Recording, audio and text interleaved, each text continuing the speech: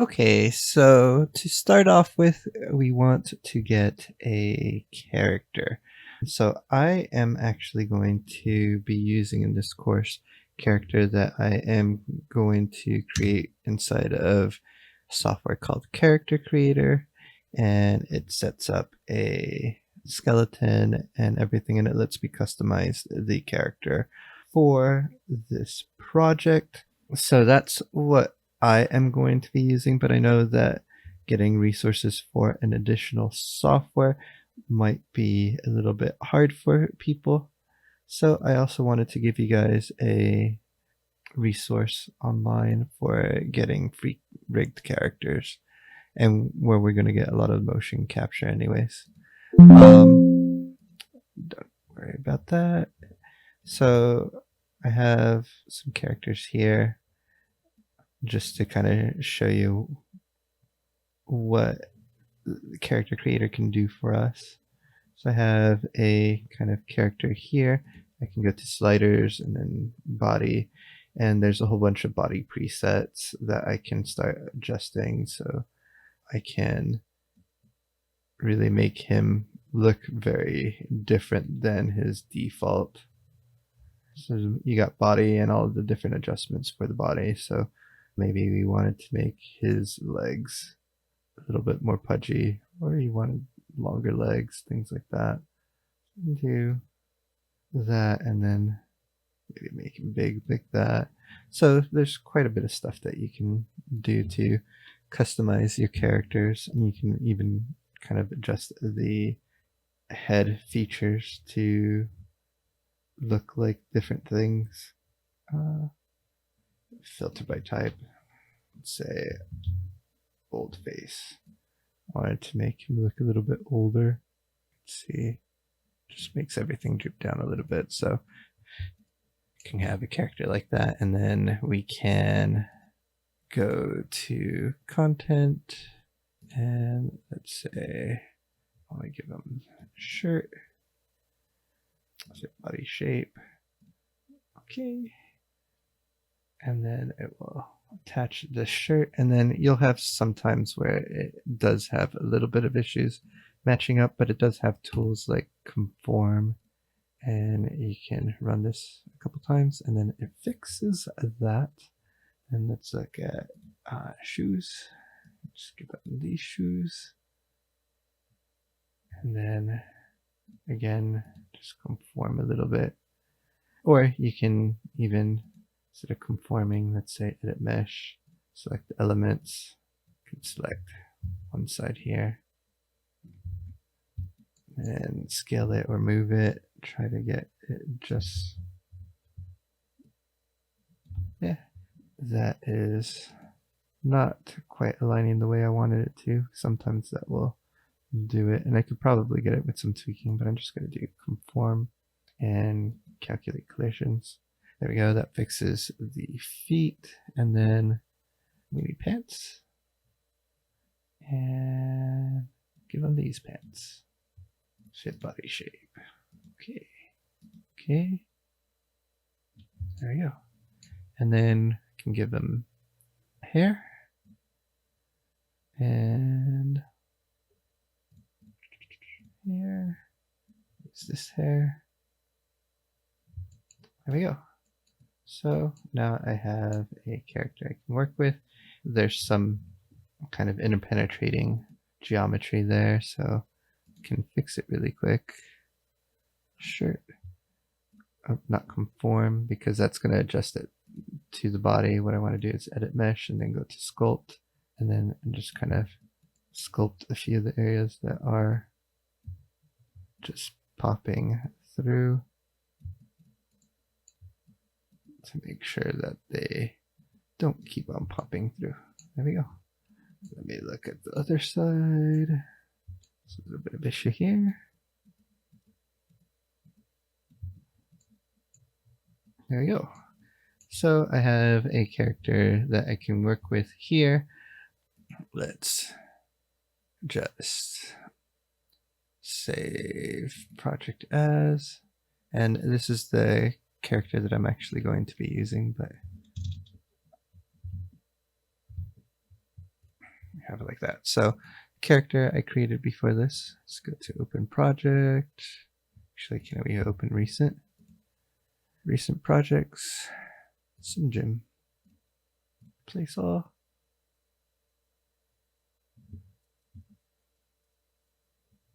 And this is the one that I'm going to be using. So we can see the character and how it looks like here. I exported him earlier, or saved him earlier, so we have him. Also the export, we can export so that we can use this inside of Houdini. There's different settings here, but I'm just going to use Maya here because there's no Houdini. But everything else I believe is set the default, then export, and then desktop, SimGym. Oops. SimGym.fbx. Save. There you go. So we have that. Now the free version is here in Mixamo.com. It's from Adobe. You do have to have a Adobe account, but once you do, you can log in and we can browse characters. And we have a whole bunch of characters that they have here that we can work with. And this is like the first of 3 pages. So there's a lot of different pre-built characters that can be fun and interesting to use.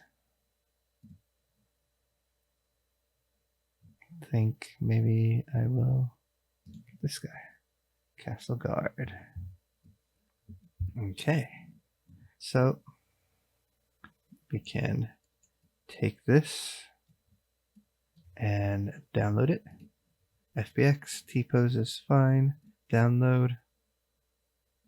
And then now I have the FBX file for this character, which is what we're going to need.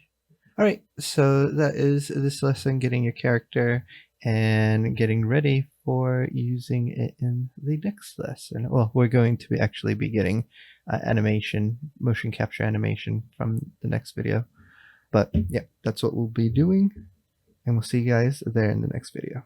Okay, so in this video, we're going to be looking at how to import a external character and also finding animations for our sequence that we're going to be working with. So if you want to bring in your own character from outside, you can do upload character. It's going to ask for a FBX, OBJ, or a zip file. I have my FBX that I exported before, and I can bring it in here, and as I bring it in here, it's going to go through the process of uploading it. This is going to take a while, so I'm going to pause this video, and then as soon as it's uploaded, I will be back to work more with you guys. Okay, we are here towards the end where it's processing the character. I think it'll happen pretty quickly where it will show up here inside of the viewport inside of the browser. And this is what he looks like here inside of the viewport. We can see and move him around what he looks like. So I like this. Push next, next, and he'll swap him out here. Now I need some animations, so I can go to animations and let's do a punch, and we have punches that we can do. I'm going to do this one that says punching, and we can see what he is doing for the punch. Maybe I like this one better. Let's try this one. Yeah, I like that one better for what we're going to be doing. Okay, so here we can make adjustments to the motion capture data or the animation data that we have here. If we want to, we can adjust the height so he's punching higher or lower. I think punching about here, that's fine. Range, So we can see if we do a wider range, we are kind of doing more of the anticipation. Less range, we're doing less anticipation. So I want quite a bit of anticipation. There we go. Style, a lot versus none. I'm going to put it somewhere on here. Overdrive, I'm definitely going to add some of that. That basically like speeds it up. So if we go really low, it slows it down. If we go much faster, so I want it a little bit faster, but I don't want it like ridiculously fast because that just look weird. Maybe if I can transition between the two, that will work. But I'm gonna kind of do it somewhere in between. Around there, it looks a little bit impactful. Okay, so this is the animation that I'm going to use to start breaking things with our character. And now that I have that, I'm going to download. And let's say do 24 frames a second. It's fine with skin. Everything else looks good. Download. And it's going to go through the process of downloading it and putting it into my downloads folder. And once that finishes it, we can actually bring that into Houdini and start using it. So I'll leave this saving out for me right now, and we will see you guys in the next video. Bye. Okay, so here inside of Houdini, I want to take a look at discussing how rigid body works and how we can break things up before we bring in the character. So here inside of the object level, I'm going to right click and create a geometry node. And inside of here, let's create a sphere.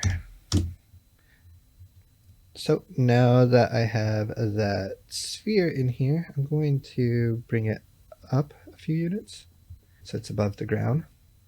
And that's what we're going to start off with. And then I'm going to have this geometry level. So if we double click, we can go back up to the object level, select the geometry node, and I'm going to go to rigid bodies and make it an RBD object. So when I did that, it creates this Autodop network. Let's also look at what was added inside of this geometry node. So I have the sphere that we created. We also have a rest pose that was saved. Then we have the packed primitives. So basically at this point, if we look at it and we turn on points, if we're looking at it up here, we can see we have all these points. But when we come to the pack primitive, we only have 1 point. So it basically packs up all of the geometry into a single point, and it makes it so that it's more efficient to work with dynamics and things like that. It's just, I'm able to instance it and things like that. Then we have the DOP import, which basically takes that and brings it in here. Or actually, it takes whatever was calculated in here to the DOP output and then brings it into here for the DOP import. On the top here, we're bringing in our geometry. So this is the path to that geometry that we were bringing. Merge, so we would converge multiple things that we want rigid bodies before we add it into the rigid body solver. Then we merge, we can have multiple solvers, which we'll see in a little bit. And then we can add forces, which by default adds gravity. So if we go back to frame 1 and let's push play, you can see that it's affected by gravity now. Let me turn on smooth shaded. Okay, so it's affected by gravity, but it's just falling down to infinity. Let's have it create a ground plane. So if we go to collisions, we can create a ground plane. So this is a plane that goes out to infinity, and we turn off that. We don't need to actually see it in order for it to be working in our scene. So now the ball hits the ground and it stays there. We can put real time so that we can see what the stimulation actually looks like. And then let's go inside, not of the ground plane, but of the dot network. I'm going to push L here to lay out everything. We can see we have the rigid body solver over here with the geometry of the ball. But now we also have a static solver. The static solver is basically the ground. Let me turn off the points. So that's what it's calculating right now. So anything that is not being affected by physics is going to be a static solver. We can animate things right now that nothing is animated in our scene, but eventually when we bring in a character, that's going to be a static solver, and we'll have some animation with that. Then both of the solvers come in. It's affected by gravity, but like I said, static solvers are not affected by gravity, but rigid bodies are. So that's two things. Let's add another piece of geometry. I'm just going to go back to the object level and then control click on the box. And let me just kind of offset it, bring it down like that. And then with the box selected, I'm going to make that a static object. So if I go back into the dot network, we can see that it added this alongside the ground plane onto the merge node. So if we push play, we can see that it will collide with that object now. Great. Okay, so that is the basics of rigid bodies. And then we have some static objects. We created ground plane. We got the dot network working and things like that. So that's the basics of rigid bodies. In the next video, we'll take a look at actually breaking something and fracturing it and having something break on contact. All right, see you guys in the next video. Okay, so let's take a look at fracturing an object and breaking apart. So I'm going to create a sphere. Here, it's a polygon mesh, that's fine. Actually, let's switch it to polygon. It gives us a little bit different topology. I'm going to increase the frequency so it's a little bit smoother. And here actually, let's move it up. There we go. Okay, so we have it up above the ground. And now I want to break it apart. One of the most simple ways to do this is a Voronoi fracture. So this Voronoi fracture has two inputs. One is a geometry, which it's automatically plugged into, and then one is a point for Voronoi cells. So this is where it's going to create each shell of our fracture. So how do we get some points? One way we can do it is with a scatter. And what the scatter does, if we look at it over here, it gives us a whole bunch of points. Something that you can kind of notice is that it's all on the surface of the geometry. On the scatter, let's say we broke it to 5. So it's just 5 points right now, just so that we can see what's happening a little bit easier. And then I'm going to take that scatter and connect it to the points. Let's visualize it here. So here we can see the topology is a little bit different. It's a little hard to see what it's done because it's just kind of fractured the object, but it hasn't separated anything.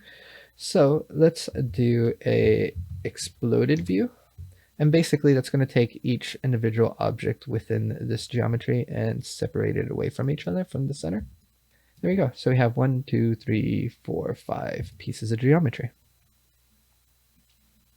Another thing to note is that the geometry is connected to the outside and everything's going into the center. So if we made more points, let's say 10 points here, it's all coming into the center. So there's not any fractures that are ever going to happen no matter how many points that are in the inside. They're all starting from the surface. And that's because all of the points we created are here on the surface. So what if we wanted to break our object apart and we wanted points on the inside? Something that we can do is create an ISO offset. And what that does, it creates a volume for us based off of the geometry. So now instead of the geometry directly plugged into the scatter, let's connect it to the ISO offset. And here we can see that there are actually points in the center of it as well. So here, and let's go here. Now we can see that we have fractures that are happening on the inside, which will be helpful for different types of fractures. So sometimes the fracture on just the surface is exactly what we need. Sometimes you do need points in the center so that you can create more of a crumbling effect. And the exploded view here is just for visualization. When we're actually using this, we want it to stay together like that. Okay, so now that we have that, we can, let's make this a rigid body. So we'll create a ground plane, and then let's go to rigid bodies. And here I am going to select RBD fractured object. I'm going to do packed object, that's fine. And then let's play. Oh, I had the wrong object selected, so we can see that it made this a rigid body. So let's undo. I want to make sure that the sphere is what I have selected when I go to RBG. Fractured object, maybe packed object, and then let's go to frame 1. And we can see that now this object fractures into a whole bunch of little pieces when it hits the ground. If we were to look at it slowly, because the force on it is uniform, it will kind of stay together until the moment it hits. Something that we can do also with this fractured object is glue adjacent. So if we do that, we have the sphere, that's fine. Push enter. So it adds some more nodes here, basically these 4 nodes here, which are gluing the object together. So if we push play right now, everything sticks together perfectly. But if we go to the glue constraint, say right now it is at 10,000, let's try 1,000 and see how it breaks now. You can see that it's gotten a chunk from it. Let's try 100. You can see more breaks happening. So you can really kind of fine tune the fracturing of this. Play around with the rate and try different fractures to see what I like best. And you can see as it moves, a few other pieces pop out, which is actually kind of interesting. But that is how we will, in essence, be working with fractured objects. So that's it for this video. I'll see you guys in the next one. Bye.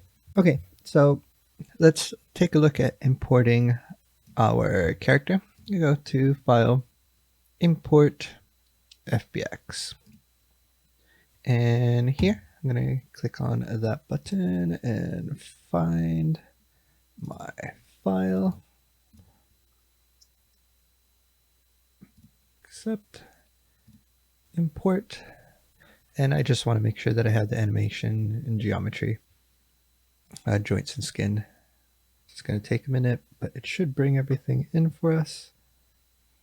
That's okay, that's just some material stuff. Oh, this is the actual rig, which is okay if we wanted to animate it in here, but I already have that other animation, so let's import the proper file. I think I have it on the, let's see if it's on desktop. Punching, there we go. And then I'm going to say import as new scene this time, so it should clear out this and bring in that other file. It's going to take a few seconds. Okay, there we go. So if I push play, we should see the whole sequence. I'm going to put real time on. There we go. So we have a punch that works for us. Let's see. This ends on frame 22. So I'm just going to go up to frame 24. So here, change that to 24. So that way we have our timeline at 1 second. So this is a 1 second clip. And then something that's going to be important for our simulations is scale. So looking at the scale of this, units inside of Houdini, each unit is a meter. And if we look at it from the front view, we can see each one of these darker lines is 25 units. So 50, 75, 100, 125, 150, almost 175 units tall. And he's a little bit over the ground. I'll have to adjust that as well. But we can see that this is quite a bit like huge. This is a giant in the scene, and that will affect the simulation and how it works. So we want to make sure that he's more of an appropriate size. So here in the object level, select this and let's try 0.1 and see what that looks like. So we have 5, 10, 15 units. That's still too much. 0.01. So here we are looking at like 1.5 meters. Let's try moving this 0.1 units down. So negative 0.1. It's closer to the ground. So he is 1.5 meters. So that's like 4 feet something inches. So let's try 1.5. That looks a little bit better. It's going to be closer to 6 feet tall. And let's try 0.2. That puts him right on the ground. So he's a little bit over 6 foot. So I put 125 and 0.18. That puts it pretty cool. And he's almost exactly 2 meters, just under. So that is more of a realistic size for our character. Let's push play. We can see what's going on. And the punch is going straight on the Z-axis, which will be nice for us to align the motion. So let me go back to the perspective view so we can see what the scale of it was before compared to where we need it to be. I just push spacebar F to focus in on the selection. Okay, so this is our geometry, and it's kind of scaled closer to what we need for real world scale. And then that is it for this video, and we'll start taking a look at making the physics interact with a character in this scene. All right, see you guys in the next video. Okay, so here we have the FBX, and now we need to see how we can make this interact with rigid bodies and things like that. So what I want to do is start off by creating a ground plane. So under collisions, we have ground plane. And it's taking a moment, but there we go. We have the ground plane created. Now I'm going to create a box. Let me control click so that I get it right at the origin. And then I'm going to double click into the box. I'm going to take the height, which is the Y property here. Right click on it, copy parameter, and then on center, paste relative reference divided by 2.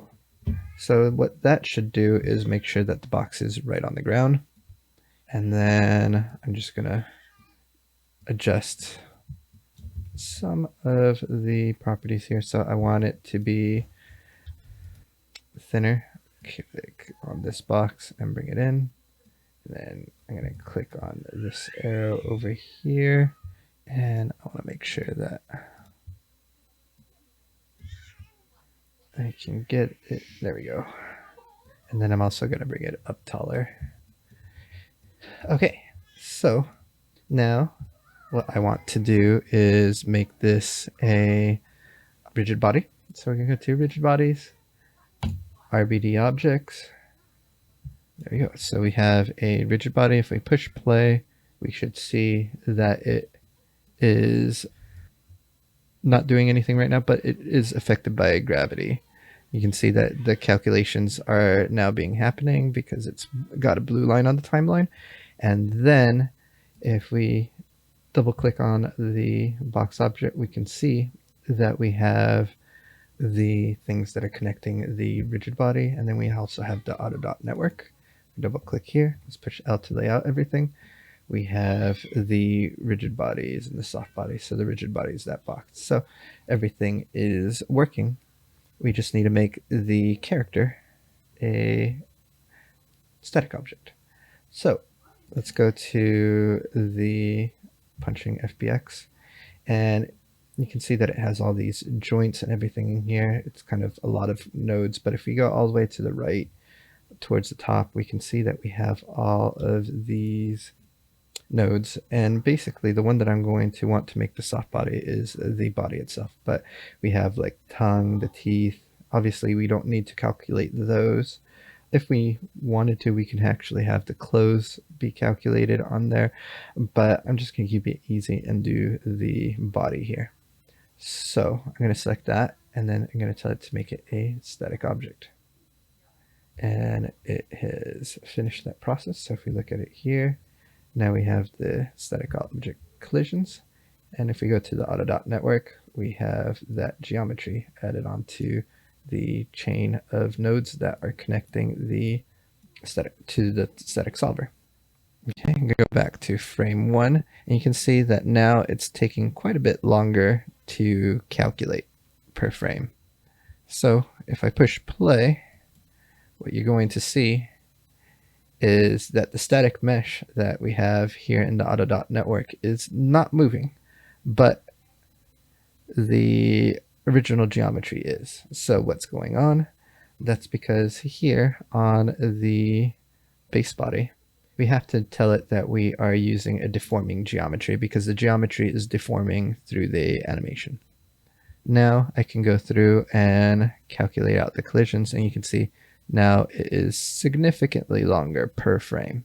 So I'm going to pause this video really quick, and then I'll come back once it is finished.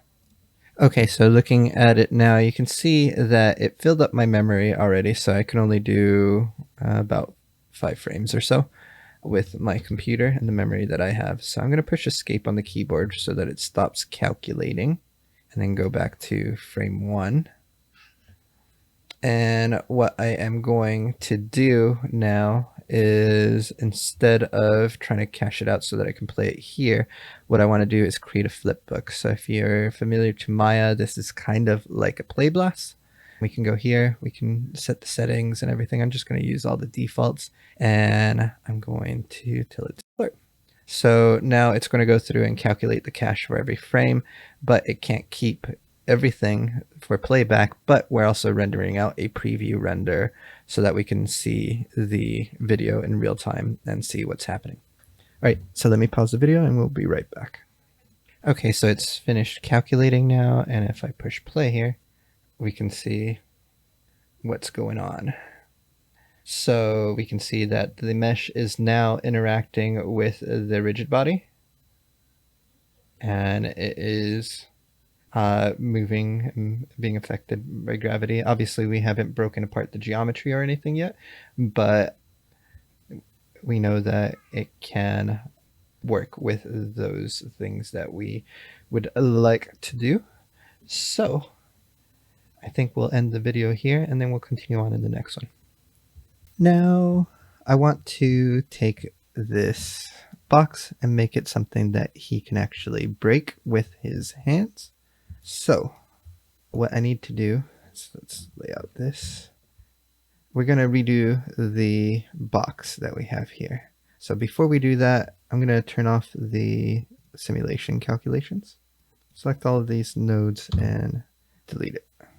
I'm just pushing delete on the keyboard, and hopefully it doesn't crash the computer. Okay, it took a little bit, but we got through that. So I deleted the rigid body. Let's go into the box, and we'll delete everything through the rest, so that way we only left with the box here. So with all of these selected, didn't like me doing it all 3 at the same time. And delete.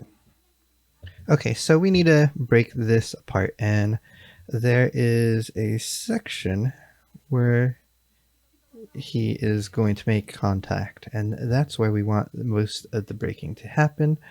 And then let's say this was wood or a door or something like that that's going to be splintering. So we'll create a simulation based off of that.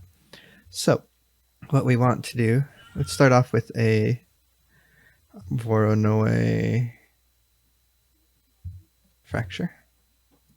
And then we're going to scatter points onto the surface of the geometry and connect that there. And with the points, right now we're at 1,000. Let's say we do 5 to start off with. So something that we can do is look at the global seed, and each time we change this value, it's going to give us a different pattern because it's placing the points in different places. So I just want to see if I can jump to a position that looks kind of good for what we want. So 2.36 might work because we can make splintering kind of happen here, but I want to have something that is more kind of across. That's okay, that's okay. That's closer. Ooh, I like this. Okay, so I'm going to do at 1.03. You guys can choose what you guys would like to do. But let's say this is our door. And what we can do is create a blast. And what a blast is just delete. But we can filter it by the pieces. So we need to figure out which piece is the one that we want to keep. And actually, piece 0 is the one that we want to delete, so that's good. So this is going to be our static geometry. And then I'm going to take this and alt drag, so that way we create another node here that's exactly the same, and we're going to say dynamic geo. Okay, so this dynamic geometry is going to basically be the opposite. So I'm going to tell it delete non-selected. So that way we keep this section here. That is great. So this section here is going to be a static geometry. Let's do an null node. Actually, maybe I want to add a little bit more to it. Let's see. Here, when we look at it, maybe this part would be interesting if it kind of fell over, maybe as a bigger chunk. We can add that piece. Ooh, cool. The second one that we had. So I'm just going to add that here as well. Okay, and then create a null node. It's going to be out underscore static underscore geo. Then over here is where we get to do the fun stuff. So I would like to make this kind of more splinter-like rather than kind of gravelly like we've done in the past, where it's kind of feels like it's almost rocks coming off, or like if it was cement. In some situations that would be good, but we want to make this kind of more wood. What we can do is add a transform, and on this one we're going to scale to 0.1, so that makes it really flat. And then from here we can do the Voronoi fracture, and let us do a ISO offset and connect that there. I don't think that's enough. We need to scatter points on here. Scatter, and then connect this. Let's see if this worked. Exploded view. We should see some splintering, and it is not. So let's see what is happening here. It might be confused because we have multiple pieces of geometry. So let's just keep it with the first piece of geometry. So let's do that, and then we can do the other one as another chunk as well. And let's see. transform, ISO offset. So here in the ISO offset and the scatter, we're not really getting any points. So here in the ISO offset, what we can do is the divisions. Let's increase this, and that should give us some more geometry or data to work with. Now when we look at the scatter points, we actually have points and we have fractures. That's great. So let me see if we include that piece of geometry that we had a moment ago. Will it work? Yeah, it still works. So let's add piece 1 to both of these. Okay, and then if we look at an exploded view, we have all the individual pieces, but they're still kind of like gravel rock type of pieces. So what we can do from here, after we delete the exploded view, and let's save just in case. Now that we have that done, we can use a transform to reverse the scaling that we did a moment ago. So when we go here, now instead of 0.1, we're going to scale it to 10. Let's focus here. And we can see what that looks like here now. So let's say we have it exploded view. So we can see what the pieces look like now. So now it looks more kind of longer, like if it's splintering. And we can play around with these values. So like maybe this here we can put 0.01, and then on the transform here it would be 100.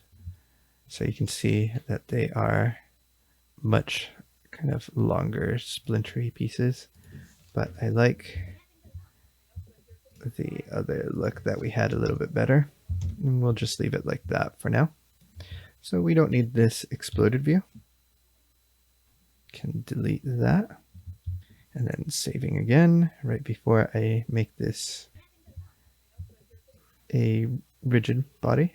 Let's go out to here, and we'll call this our dynamic geo for our collision here. And then let's create another geometry node. This is going to be our static geo. And here we're going to do a object merge and bring in the static out geo here. So let's accept. There you go. So when we look at it in the scene, we have the full object. And now let's select this and let's make it a RBD fractured object. We're going to use packed object. Okay. So something happened here. Let's see if we can see what's going on here.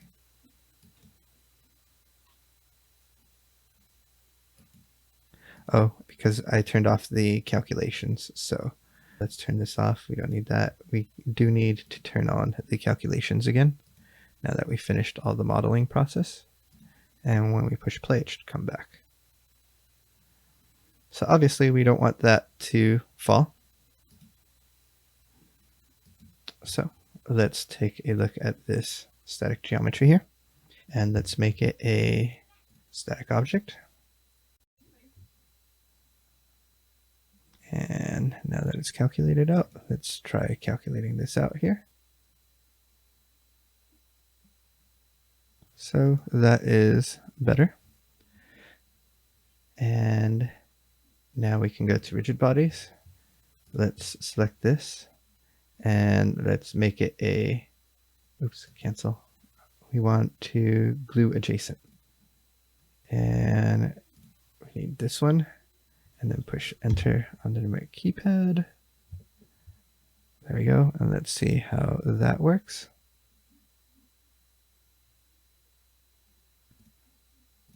And let's look at the base body here. For some reason, I had the deformed geometry turned off. Let's save this and try calculating it again. I was wondering why it was going so fast. Okay, so let me pause while this is calculating, and we'll be right back. Okay, so I made a play blast of this, and we can see what's going on now. The glue is holding on really tightly, and it's flying off in a chunk, and we can see that it is sliding off at the beginning. So how do we fix these things? Let's turn off the brain really quick, and we'll see at what point we really need to calculate. So here at frame 14, we're not hitting. Frame 15, we are. So let's start off by taking the auto.network and telling it that start frame is 14. So that way it can calculate the collisions between here and that other point there. And then let's go into the auto.network. I'm going to push L to lay out everything. And at the glue constraint, let's bring it down by a factor of 10 and see what happens to the animation here. So I'm going to save this, and I will create a flipbook. And what you'll see with the flipbook is that it goes through the beginning part much faster, but the geometry isn't here. We can fix that later, but that is something to take into account. And here you can see that it didn't move this geometry for the rigid bodies. Oh, that's because we turned off. So let's turn on the brain, and let's try the flipbook again. So we can see that it's still much faster here, and then it's going to slow down as soon as the calculations start happening. But we can see right away, right where it begins, how the interaction is going to start working. So here we can see that it's still flinging out the whole section of wall. Let's see if we can bring the glue even lower. I can bring it all the way down to 100. And I think on this, it's going to start falling down on its own weight. And let's see what happens. So it looks like it's going through, but it really isn't, because it has to calculate the previous and the following frame.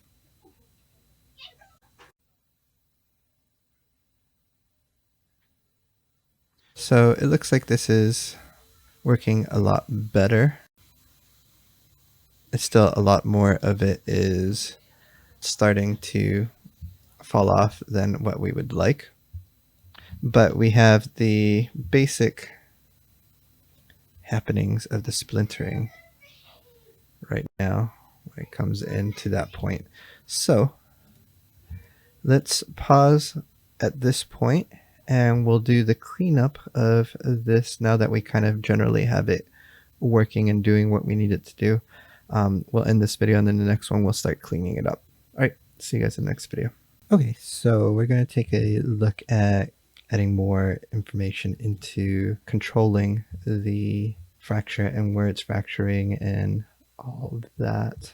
So what I want to start off by doing is, on the glue constraint, what I'm going to do, instead of bringing it to 100, what we can do, I don't remember, yeah, it should be -1.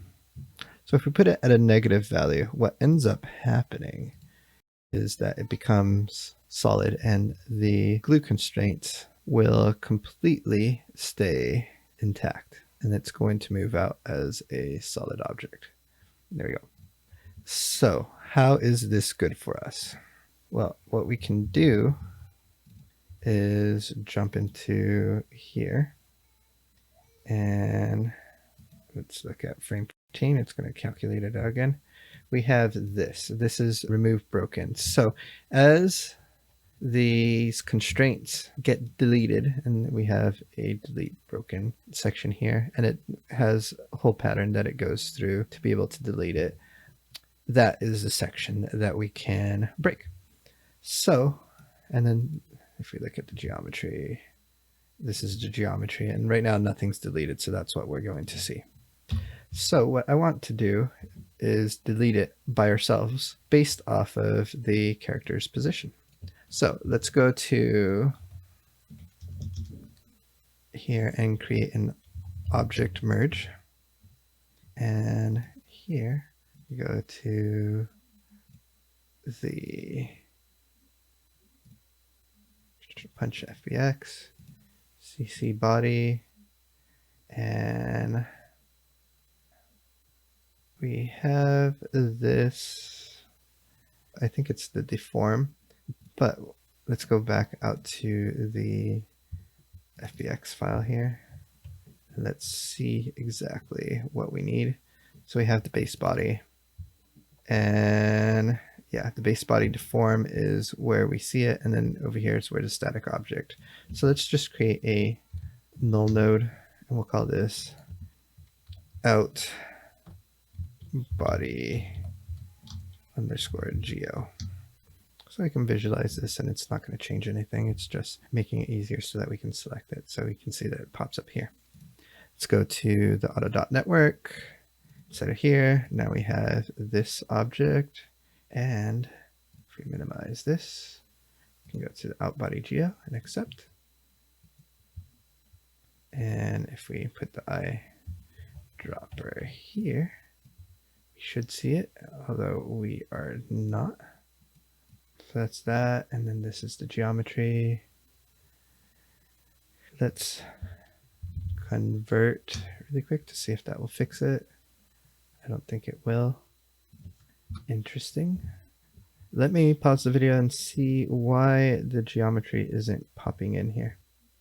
Okay, so it was popping in, but it's popping out at the larger scale. So we need to add a transform here, and then we can take the values that are available here. So negative 0.18 and negative 0 or 0.0125, or this is a negative but positive.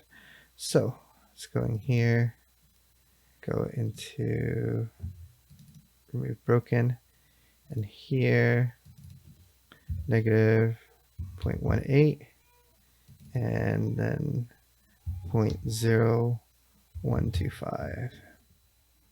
Now we should be at the appropriate scale. You can see that the box is here. So let's add a color here. Let's make it color, and on this it's going to be point white. Let's make a convert so that we can convert it to polygons to see if it needs that. It doesn't. It's okay. I think it's the material. But on this one here, we're going to make it a color, and then this color will make it black. There we go. So now we want a attribute transfer, and we're going to transfer from this object to this object. So if we visualize this here, actually the other way around. So we want this to this. Okay, so as this calculates out, we should see some changing, although the distance is very different. So I'm going to template this just so that we can see it here. And we can see that this is affecting the whole thing. So if we go to the attribute transfer, we have conditions. Distance threshold, right now it's all the way up to 10. So as we bring this down, it should be less than 1 because of the scale, less than 1 unit. We can see that it's affecting less and less of the area. So 0.1. Okay. So that is working there. And what we should see is as it goes through, it is going to affect different areas. Okay, so I like that. If we want to, we can put 0.05 and see if that makes much of a difference, but let's play it through.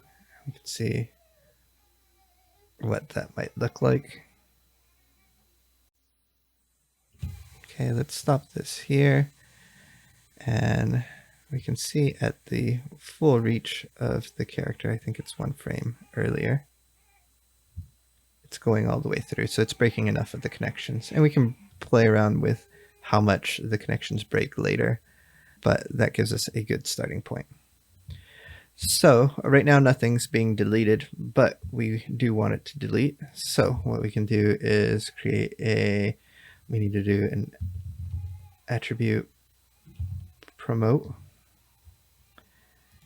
We're going to go CD, and we're promoting it from point to primitive. Let's see how that will look like for us. I'm not sure how that will work, but let's take a look at deleting those points,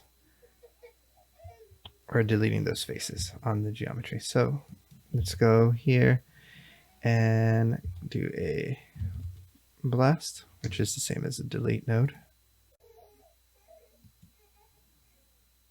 And here it blasts everything. And then what we can do is, for the group, do at CD greater than 0. So if the color value of black is 0, 0, 0. So if it goes anything greater than 0, it's going to delete it. And let's see, there we go. So if we play it through, we should see things being deleted. And it's going to come back as soon as the color changes. So let's go out, let's save this project, and let's go out to the object level just so that we can see what the simulation is looking like now. So I'm going to create a flipbook, and we'll see you guys in a moment. Okay, so here is the flipbook. You can see it's breaking only in that area now, which is great. I'm going to spend some time to tweak the values here. Basically, I'm gonna see if on the attribute transfer I can try a few different values and see what works best for this scene. And then when I do that, I'll come right back. So I'm just gonna pause the video and work on that in the background, and then you guys can see the result in a moment. Okay, so this is looking a lot better. If we play it, we can see the fracture is happening only in the section that I want. The only problem is that it's all kind of leaving this section here. So there's a few things that we can do to fix that. This is working really well right now. So let's go into the dynamic geo here. And we're going to look at this top section. We're not getting any splintering up in that section. So I'm going to remove piece 1 from here. And I will do the same thing here. Oops, let's not have a period there. Okay, so now it's more contained in the area that I want. Then after we do the Voronoi fracture and scale it up, we can choose points here that we don't want to break. I'm going to turn off the brain here for a moment just so that we can see where we are having objects. And over here we can add a blast like we did before. And on this blast, you can see that we still have a whole bunch of piece names. It's a little bit harder now because we have so many different pieces of geometry compared to before. When we had 5, it's a little bit easier to pick and choose. Here we have way too many. So what we can do is create a group and put it above here, and then we'll set this to static. And right now we're doing the base group. We don't want that. We want in bounding regions. So I'm going to enable that bounding box. Let's visualize this here. So you can see that our bounding box is here, and we want to move that. So let's do that. And I don't want to change the shape. I just want to move it. There we go. So We can keep some of the jaggedness. Let's expand it more this way. Okay. And then here, let's add static. So when we look at that, that is what's being removed. And then we'll copy this over here and do non-selected. So that way we get that top section. And then now that we have that, we can go up here. Let's add a merge node. And this is coming back up here, and we can connect that into the merge node. So now that is going to be included in the static range. And then this is the only section that's going to be breaking. So we can create another group. I just alt drag that, push Y, or hold down Y and then cut the connection. And I'm going to put it in here. Actually, I'm going to shake it and put it up above. That way I don't have to change anything. And then on this one, I'm just going to do the lower section. Let's see if we can get something kind of working. And then create another group. And I'm going to do this side over here. Okay, so when we get down to the blast here, we have different statics, but it's being kind of overridden each time. So what I'm going to do is let's split out these and put it here. And then each one of these blasts will connect here. So if we look at this blast, we are blasting that section. If we look at this blast, we're blasting out that section, and then here we're blasting out the bottom. Okay. Will that work? No. Nope. Let's get rid of these. That's not going to work. Oops. We still need those groups. But I want it to add to the group. Let's see. Instead of replace existing, we're going to say union with existing. And then we will connect that here, and then make sure that each one of these have union with existing. And then let's see, is this blast worked? Yep. So we can see that we only have that section there. Okay, so we can put it all the way down in the dot export. And if we look at the static out, we should just have all that there. So potentially this middle section here is what can break out. And then let's go here. Let's go to frame 1. I'm going to turn the simulation brain back on. Let's save our scene. And then, now that it is saved, we can create a flipbook. So I'm going to create a flipbook. Actually, this is a weird angle. Let me stop this.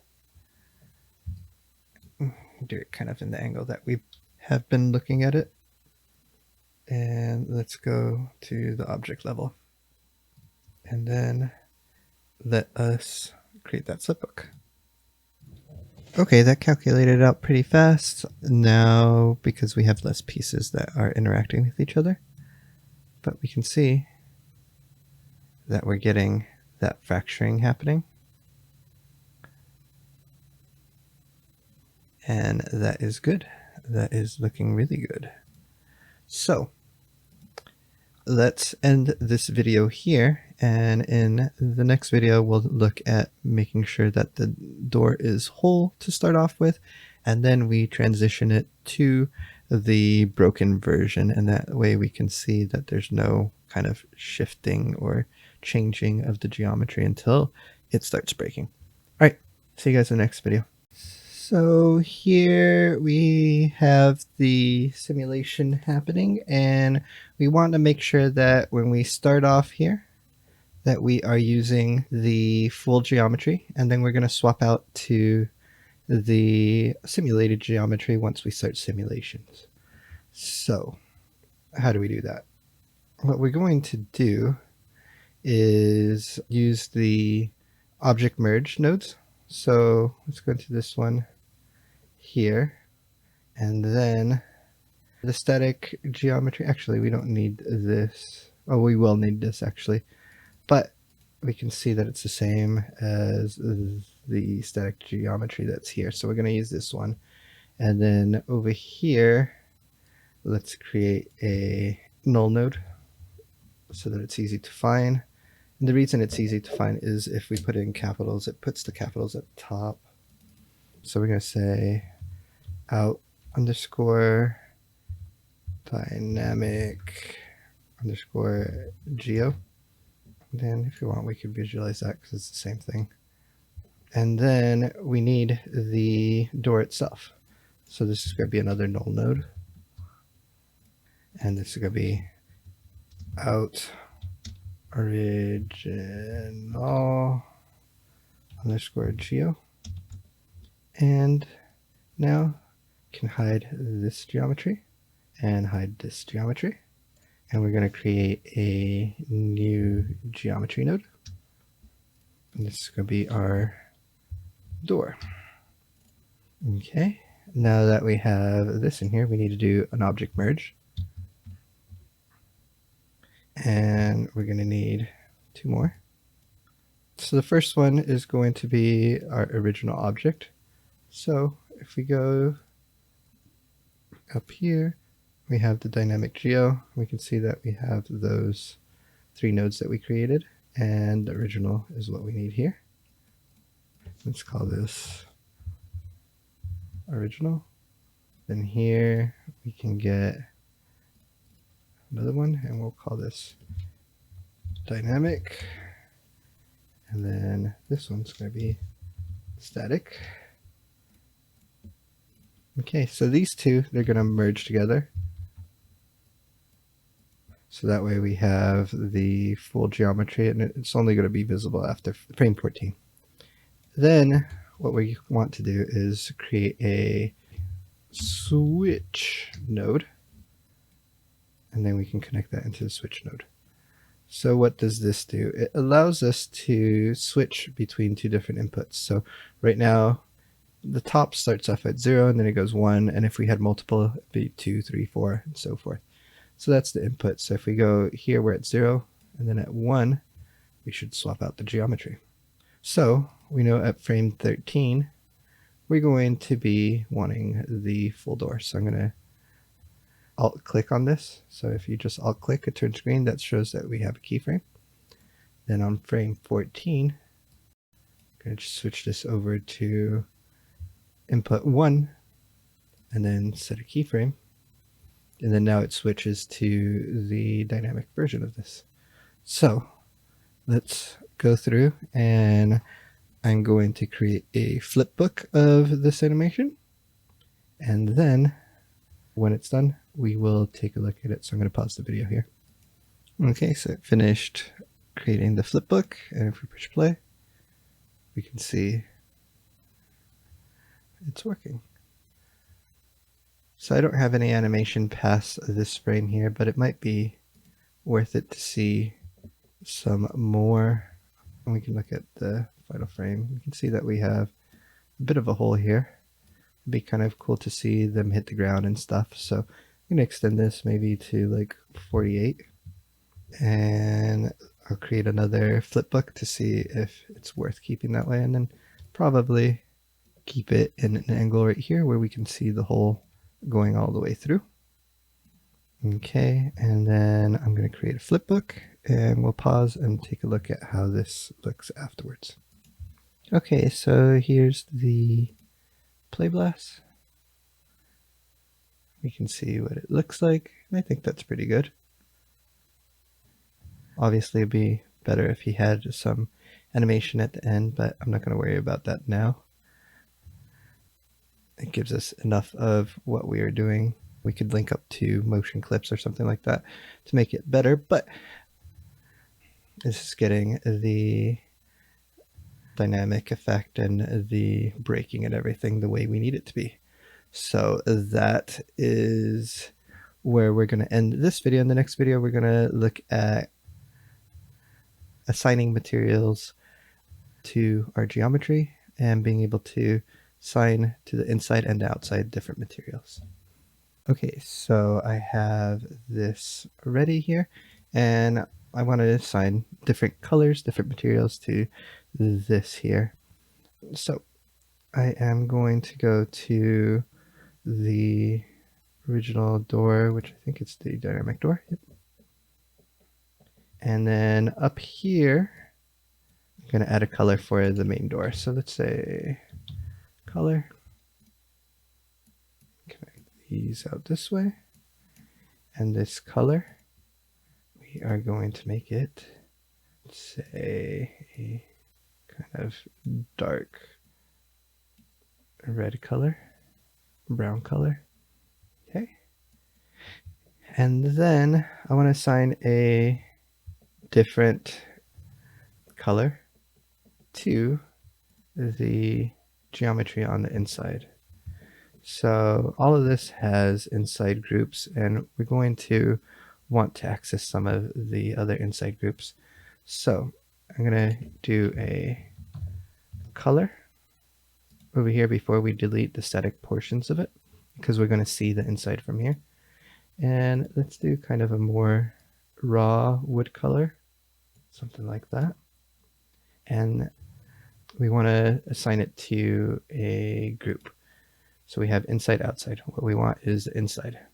So if we just look at this in an exploded view really quick, we should be able to see that the insides are assigned color.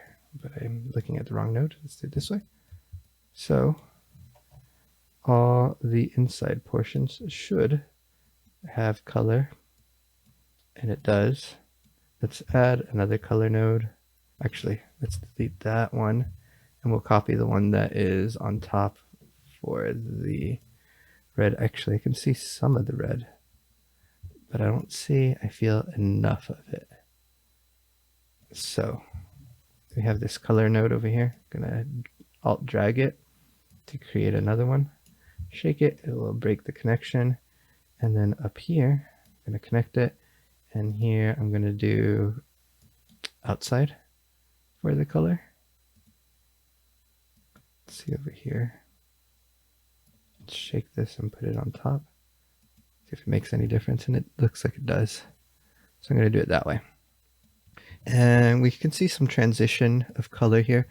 What we can do, instead of putting it on the color on points, we can put it on primitive, and that should give us a bit better result. And then let's look at this exploded view to make sure that the inside is working, and it's not. So I'll keep it at points because it's going to show a little bit better.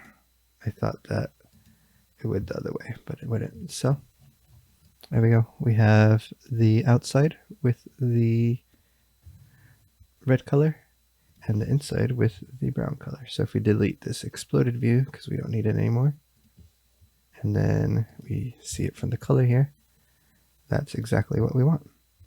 So you can go out to the end here and then just go to the object mode. And let's look at an angle, something kind of like this for right now. And let's create a flipbook. I'll pause the video and we'll see it in a moment. Okay, so if we look at the play blast where it is right now, you can see the effect that we're having and that we are getting the wood color popping through on the inside, which is exactly what we want. So let's close this and let's look at adding materials here. And I'm going to save just in case. And once it saves, we'll go into the material palette here I'm going to create 2 shaders. So this one, let's call this outside wood. And I'm going to create this white. And then I'm going to also make sure that it's using point color. That is good. So this is basically a multiplier. So it takes this color and multiplies it by 1. So it's going to be the same color. But if you change this color, it will offset it. If you wanted to place textures, we didn't create any UVs for this, but if you did have textures, you can assign them there. But I'm not going to worry about that for this project. And then let's go back to material palette, create another principled shader, and this one is going to be our inside wood. Okay, so we have the outside and the inside wood. Same thing here. Gonna make it white. And then what I want to do is that the outside wood, I want the roughness to actually go down. So it's kind of semi-shiny. And then the inside wood, I'll make the roughness go up. And that might be enough to differentiate it. So now we can go back to the object context. And I'm going to go in here. And over here where we have the color, right afterwards, we can add materials. Material. So here we are going to add a material. And this is going to be in the materials. Let's start off with the outside wood and make that second. And then I'll create another one. Just stick it in between. And this one is going to be the inside wood. And then here, what I want to do on the group, select it, and this is going to be inside. And on this one, we are going to be on the outside group. Then up here, we need to add another material. So let's create the material. And then that's fine, and just reconnect these. Okay, and then in this material, we want the outside wood. Okay, so we've assigned materials to everything. In the next video, what I want to do is look at setting up cameras and getting the render going. All right, see you guys in the next video. Okay, so we want to set up a camera and set up the render. So the easiest way to set up a camera is just here in the viewport, do a new camera. And then we have a camera. If we move this, we can see that we jump out of the camera. But if we want to go back in, we can select the camera here now. And if we actually want to move the camera with the viewport, we can lock our view to the camera. And then we can actually adjust the camera this way. Can go to the camera now inside of the node editor here, and we have render views where we're going to adjust the size if we want to. So let's do this 720 by 1280. So we have a vertical frame. Share on something like Instagram. Do something like this. Focal length, you can adjust it to whatever you want. I'm going to do 110. Then I have to reline this. There you go. So if we do a flipbook here after I finish saving, you'll see that it's trying to match this into that wide aspect ratio. So if you wanted at this point to adjust it, just right click on the flipbook, go to flipbook with new settings, and then on size do 720 by 1280. And then to start, you'll see that it'll pop up and actually be better. Okay. So now we have that. Going to lock it down like that, and then I'm going to deselect the, or move out of the camera.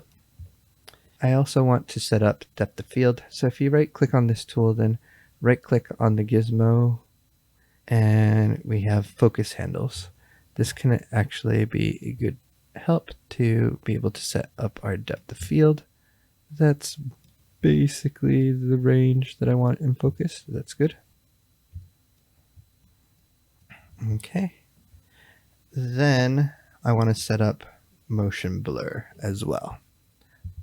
So for motion blur, we need to make sure that we have velocity for all of our objects. Over here we have some display settings. Here, point trails can give us an idea of any momentum or speed that our geometry is having. So if we go in here, we can see that all of this geometry, because it's deforming, isn't having any velocity being applied to the geometry. So we can add that. So we can do point, let's see, trail. If we add trail, that's not what I want. Let's see, point velocity is what I want. So here we can see all the velocity that is being applied now. So now our geometry here has point velocity. I'm going to copy this, and I'm just going to go into the other things that I want to have motion blur. So I'm never going to see the tongue. I'm never going to see the teeth. I'm not going to worry about those. The jacket, though, I will see.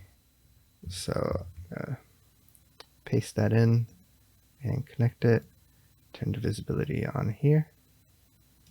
And we need to make sure that the eyedropper is on that one in order to be able to access it or see it. So the eyes, we are going to see the eyes, and it's going to be weird if they don't motion blur and everything else around it does. So paste and connect them together. See the eyes there. And then the sweater, we definitely see that. Connect that and put it here. The pants, we definitely see that. Connect that there. And then we should have the shoes. And I think that's it. Paste, connect it, put the eye on here. Okay, so punching FBX here. Now with each one of these, we do want it to incorporate motion blur. So if we click on this, go to render sampling, right here it says no velocity blur. We want to turn on velocity blur for each one of those. Render sampling velocity blur right here. Render sampling velocity blur. Render sampling velocity blur.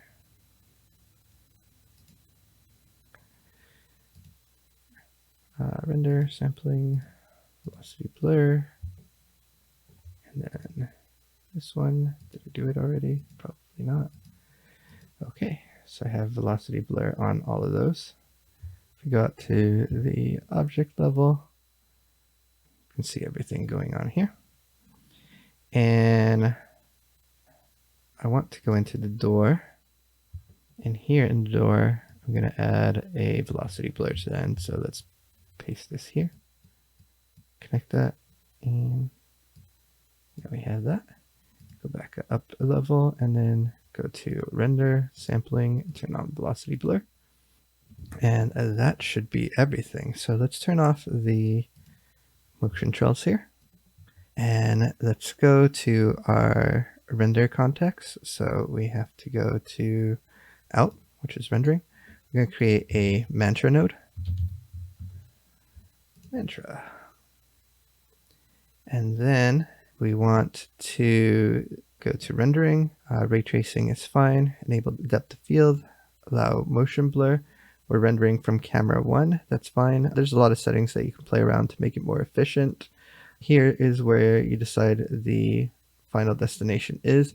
Make sure that if you are doing an image sequence like it's doing by default, it's creating an EXR here. So I'm gonna just copy this. Actually, I'm just gonna leave that there.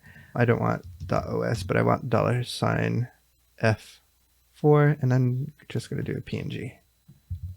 So over here in from file name, if we change it to PNG, it's gonna know that we're changing the file type to that. And then if we have other frames already existing, it's gonna overwrite them. So those settings are good. Also, currently we're only rendering a single frame, but I want to do a test render. So let me cache out to a point where we can see some wood breaking, and then I want to make sure that it's looking the way we want it to. Okay, I'm just going to stop this. Stop. And then once it stops, we can go into the camera. We can see the view that we have here. I'm going to lock the camera again and just adjust the camera view to be a little bit more dynamic and interesting.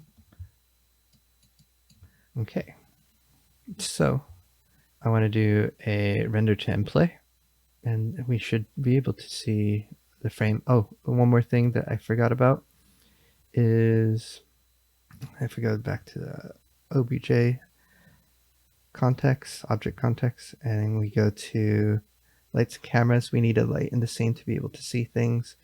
I'm going to create an environment light, and then eventually I'll put an EXR in here, but just for now I'm going to do enable sky map, and that will give us a geometry in the background, just an empty sky. I'm going to turn off the visibility of the ground plane, and then let's create a circle, and I'm going to change the plane to the ZX, and then radius 100 by 100, just so that it looks like a horizon. And then now that I have that set, let's take the divisions and make it a little bit smoother. Okay, so I have that set, and let's go back to our out context, our render view, and let's render to end play. And I'll pause it and then I'll bring it back up once it is finished, but you can see that it'll pop up the end play window. Right now it hasn't started calculating it, but as soon as it starts calculating out the frame, it will make it bigger. Actually, it's rendering quite fast. I might not need to pause it. Yeah, it's almost done. We'll just go all the way through. So we can see that it's shiny and reflective, maybe a little bit too reflective, but we can see that it's actually looking pretty good for our render here. The motion blur is looking nice. The breaking looks pretty nice. It's all looking really good. So I'm going to go through and make some tweaks, adjust the lightings, put an HDR in here, and then in the next video, we'll finish up this project and I'll show you guys the final render, what it looks like. All right, see you there. Hello, I finished the render and this is what it looks like. So I did do a little bit more where I did some breakdowns of wireframe and stuff like that, but the animation itself is here. One other thing in the previous video that I missed that I wanted to make sure that I let you guys know is that in the render settings, so if we go to out, the mantra node, by default it was at current frame, and we just have to change it to render frame range, and then it will set up the range that is on the timeline down here. So we have 1 to 48 in this particular animation, and then the rendered sequence again looks like this. One more time. All right, so that's it for this lesson. We will see you on the next project.